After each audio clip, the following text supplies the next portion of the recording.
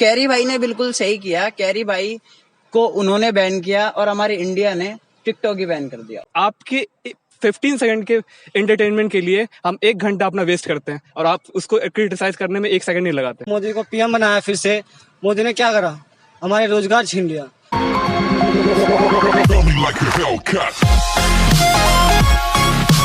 TikTok आपको पता है कि बैन हो चुका है, तो टिकटॉक के बैन होने के बाद आप क्या टिकटॉक के अगेंस्ट हो?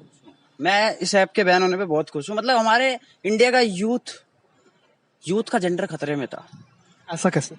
मतलब यार, जो अच्छे खासे लड़के हैं, स्मार्ट हैं, मतलब वो सिर्फ उन्हें फेम चाहिए, सिर्फ पब्लिसिटी के लिए यार लड़की बन रहे हैं, मतलब जेंडर चेंज कर रहे हैं, साड़ी पहन रहे हैं यार। ये कोई मतलब आपको बताना चाहूंगा, मैं 4 दिन से घर से बाहर नहीं निकला। मैं इस सदमे में पड़ा हुआ था कि टिकटॉक बैन क्यों हुआ और टिकटॉक बैन करने का मतलब क्या था, मकसद क्या था इसका सरकार का। मुझे ये बैन हुआ है, क्या सही है हमारी गवर्नमेंट के लिए? गवर्नमेंट ने क्या सही डिसीजन लिया बैन करना, या गलत है? मैं ये मानता हूँ कि गलत डिसीजन है। जो क्यों टिकटॉक बैन किया है ये बिल्कुल गलत है।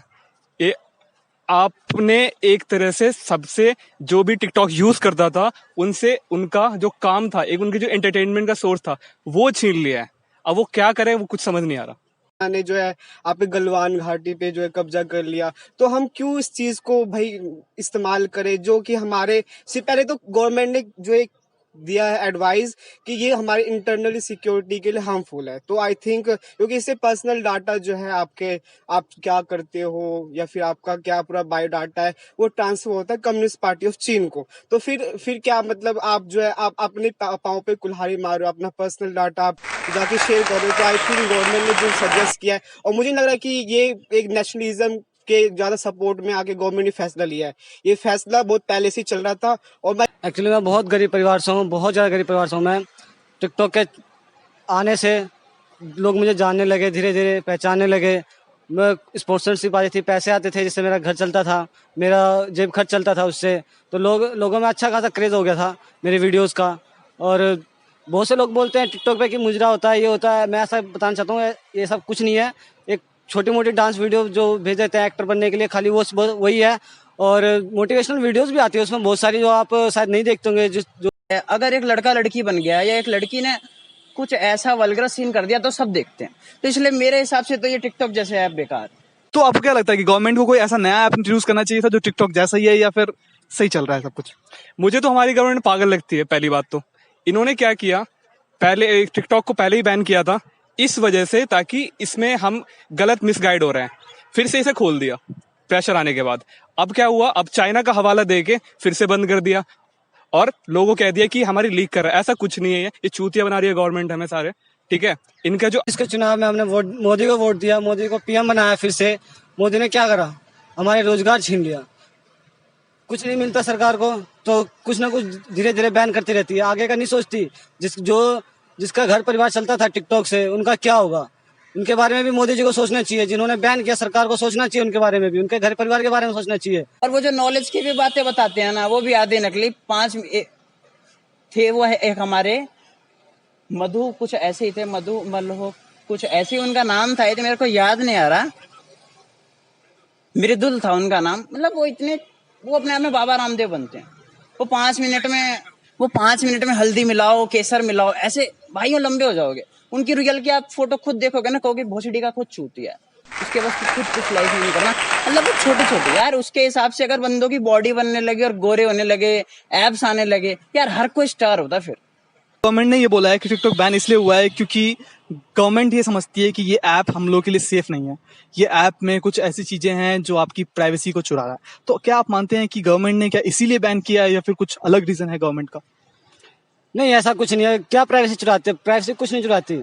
इतने सालों से चलता था, 3 साल 4 साल से चल रहा है। 2016 से ही आया था ये टिकटॉक, तब से कोई प्राइवेसी नहीं चुराया। और आज एकदम से प्राइवेसी चुराने लगी और सरकार को बहुत बढ़िया स्टेप था इसको बैन करने का। और बाकी ये जो करते थे ना मुजरा वगैरह, ये क्या नाम है उनका, अरे मैं टिकटॉक ज्यादा देखता नहीं हूँ ना, बात ये फैजू वजू है, जो आमिर सिद्दीकी है, जो इसने रोस्ट किया था, क्या कहते हैं, मतलब काफी ज्यादा टिकटॉक पे अपना नाम बना लिया था। तो आप क्या कहना चाहते हो, क्या इनका ये बेरोजगार हो गया अब? क्योंकि इनके पास कोई प्लेटफॉर्म नहीं है अपना टैलेंट दिखाने के लिए। नहीं, अब जिसका टैलेंट है वो तो यूट्यूब पे भी दिखा सकता है। और अब वैसा ऑडियंस मिलेगा जो टिकटॉक में था? बिल्कुल ऑडियंस मिलेगा यदि आप एडवर्टीज, क्योंकि आप देखो टिकटॉक का एंट्रेंस किस तरह से इंडिया में हुआ, जिस तरह से टिकटॉक का एंट्रेंस हुआ, क्योंकि आपको ना सब्स्टिट्यूशन मिल जाता है। यदि डिमांड हो हमारे देश में किसी भी चीज का, तो सब्स्टिट्यूशन मिल जाता है। तो एक मित्रोन ऐप है, तो आई थिंक मेरा टिकटॉक बैन करके सरकार को क्या सुखी मिलती है? मुझे देशभक्ति जो दिखाना होता है, सरकार एक टिकटॉक बैन कर से देशभक्ति कैसे दिखती है, मुझे ये समझ में नहीं आता। मेरा घर उजाड़ दिया मेरा। ये कह रहे हैं कि टिकटॉक था, ये मुजरा कर रहे थे, ये वो कर रहे थे। मैं उन सबको बता दूं, एक टिकटॉक वीडियो बनाने में जो वो ये भी बोल रहे थे कि टिकटॉक और यूट्यूब का जो क्लैश होगा तो हमेशा यूट्यूब ही जीतेगा। मैं बता दूं, टिकटॉक वीडियो बनाने के लिए एक फोन की जरूरत होती है और वो एक छोटा सा गरीब घर का बंदा ही बना सकता है। बट एक यूट्यूब के लिए कोई नहीं ऐसे नहीं बना सकता, उसको मेहनत करनी पड़ेगी, सब कुछ खरीदना पड़ेगा। अब गरीब घर का लड़का वो सब कहाँ से लाए? तो उनकी मेहनत को रिस्पेक्ट करो यार। ऐसे तुम क्रिटिसाइज कर रहे हो, गाली दे रहे हो, क्या मतलब है? क्या बोलना चाहोगे फैजू जैसे लोगों के लिए जो कि इतनी मेहनत करने के बाद इस लेवल तक पहुंचे थे? देखो, जो ये लोग क्रिटिसाइज कर रहे हैं कि फैजू, ये रियाज, बहुत सारे टिकटॉकर थे जो काफी फेमस हुए थे। रियाज थे, फैजू थे और भी कुछ थे, मुझे एग्जैक्टली नाम याद नहीं आ रहा। बट लोग को सेकंड लगता है किसी को क्रिटिसाइज करने में, किसी को गाली देने में कि ये वो कर रहा है। बट आप उसके पीछे की जो मेहनत है, उस हार्डवर्क हो, उसको कभी अंडरस्टैंड करो कि उसमें कितना टाइम लगता है। तब जाके आप समझो कि आपके 15 सेकंड के एंटरटेनमेंट के लिए हम 1 घंटा अपना वेस्ट करते हैं और आप उसको क्रिटिसाइज करने में 1 सेकंड नहीं लगाते। मैं बहुत ज्यादा डिप्रेस में हूँ। मैंने आत्महत्या भी करने की सोची थी, बट अच्छा नहीं था, अच्छा नहीं लगा मेरे को, इसलिए मैंने करा नहीं। तो मैं बहुत ज्यादा डिप्रेस में हूँ। अब प्लीज आप मेरे से टिकटॉक के बारे में कोई सवाल मत पूछिए। मेरे को बहुत बुरा लगा टिकटॉक बैन हुआ, बहुत ज्यादा बुरा लगा। मेरे हिसाब से तो इस ऐप जैसा कुछ आना भी नहीं चाहिए, और ये बंद हुआ बहुत अच्छा हुआ। अगर कुछ नॉलेजेबल चीज देखनी है और टैलेंट की असली कदर करनी है तो यूट्यूब बेस्ट है। और कैरी भाई ने बिल्कुल सही किया। कैरी भाई को उन्होंने बैन किया और हमारे इंडिया ने टिकटॉक ही बैन कर दिया। और ये जो उसके जो सिमिलर ऐप आ रहे हैं ना, रोपोसो हो गया, टिक हो गया, लाइक हो गया, ये भी सिमिलर है। इनमें भी कोई बकचोदी है, इन्हें हटाना चाहिए। ये चुतियाबंदी खत्म करनी चाहिए। अपना इंडिया का यूथ थोड़े दिन में वैसे इतनी बेरोजगारी, और ज्यादा बेरोजगारी होगी। आप उन सारे टिकटॉकर को क्या कहना चाहोगे जो कि डिप्रेस हैं, उदास हैं, कि उनके पास कोई काम करने के लिए नहीं है? उन सारे टिकटॉकर को आप क्या बोलना चाहोगे?